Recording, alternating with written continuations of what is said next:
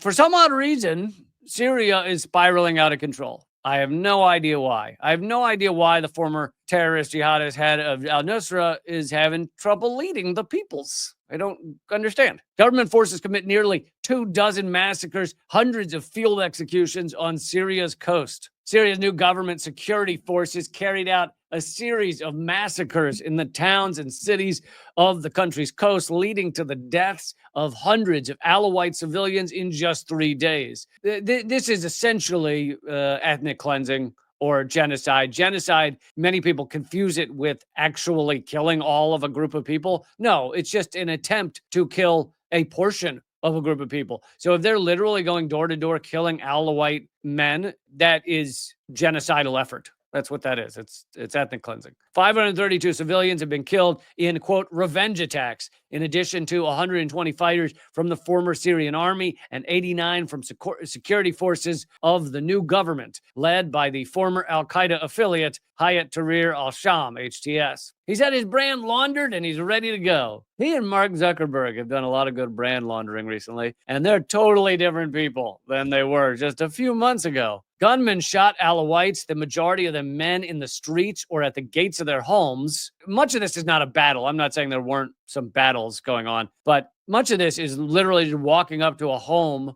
of the people that they want to take down and just shooting the men in the home. That's not a battle. That's just ethnic cleansing. That's just walking up and taking out Alawites. Many homes of Alawites were looted and then set on fire in different areas. Bodies were strewn in the streets or left buried in homes or on the roofs of buildings. And this is the good guy. This is the guy that literally, didn't he do a 60 Minutes interview or one of those not late night, but one of those nighttime news shows where they have him, and he's got a new outfit on, and he's the new head of state. And this is the guy doing basically ethnic cleansing in the streets. But I did notice that the way Newsweek covered it, and they did cover it, hundreds of minorities, including Christians, killed in Syria. So they're not denying that it's aimed at these minorities, but they seem to act like it's more of a war or a battle than just walking up to houses and killing people. Syria is experiencing its deadliest period since the ousting of longtime President Bashar al-Assad 3 months ago, as clashes have erupted between government forces and pro-Assad fighters this week, leaving hundreds of civilians and fighters dead. Since Thursday, more than 1,000 people, including Christian minorities and Alawites, the sect to which Assad belongs, have been killed. And they describe it as if it's a battle. They say the death toll of clashes. That they use the word clash several times. And I'm not saying there weren't clashes, but if it's literally them walking up to homes and killing people, I wouldn't call that a clash. That's just straight up.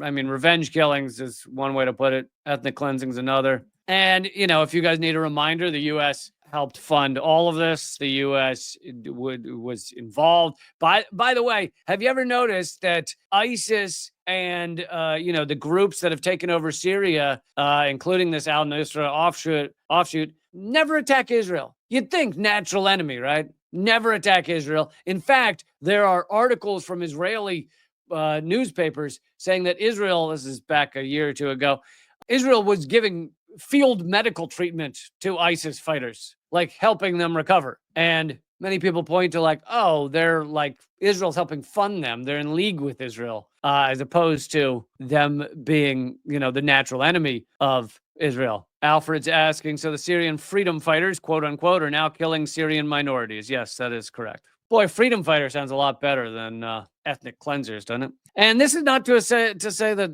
Assad never killed anyone or Assad didn't kill groups, that there weren't any mass executions. But the difference is we didn't do that. Like, the U.S. didn't create Assad. And I don't know how much coverage. I know this is getting some coverage in your mainstream media. How much coverage? I don't know whether they're spending as much time on this as they were on the fact, of Assad and his brutal killings, or what was going on with Syria. Because this is not a good look for the U.S. propaganda machine. Not a great look. And by the way, the U.S. had sanctions and the EU had sanctions on Syria, which ultimately had the effect of putting 94% of all Syrians under the poverty line. So just crushing sanctions on Syria. They've now released most or all of those sanctions against Syria because the former al-Nusra al-Qaeda guy's in charge. So we're no longer going to put these horrible sanctions on you because you've got this freedom fighter, the Al Qaeda Al Nusra guy,